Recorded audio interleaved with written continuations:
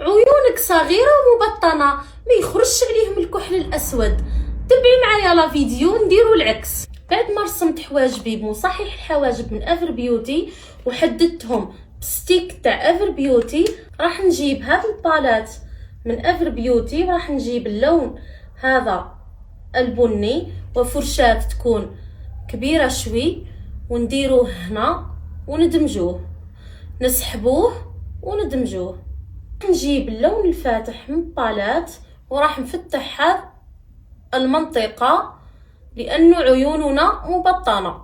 راح ندير الفون دو تان هذا لي كوفري تري بيان.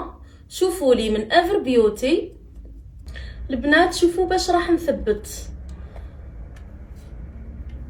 الرائعه هذه. صدقوني تثبيت. شوفوا ندير غير شوي، ها شوي برك ونقص. شوفوا لا ديفيرونس.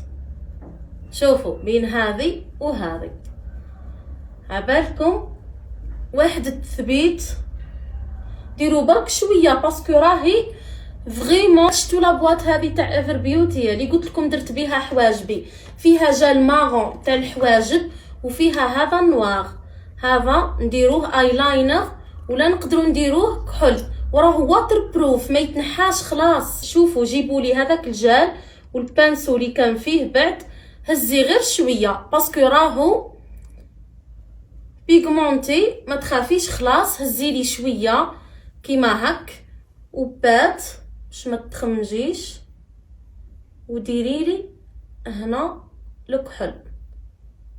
شوفوا البنات، شتو كي ديروا الكحل خرجوا شويه هنايا، ما ديروش غير الداخل باش تبان عينكم كبيره. شوفوا البنات، هنا نديروا لاستيوس، نجيبوا بانسو كيما هذا يكون شوي بلا وفاغا بوبيير مارون فونسي، ورواحي ديري لي هكا، ديري لي هنا ظل بهذه الطريقه. موهيلي الكحل تاعك مع الماغون. نفس الكحل نديروه هنا كدائره، كأنه مدمع دائري. نديروا الرموش كيما هك، نثبتوهم وما نقصوهمش باش تبان العين كبيره.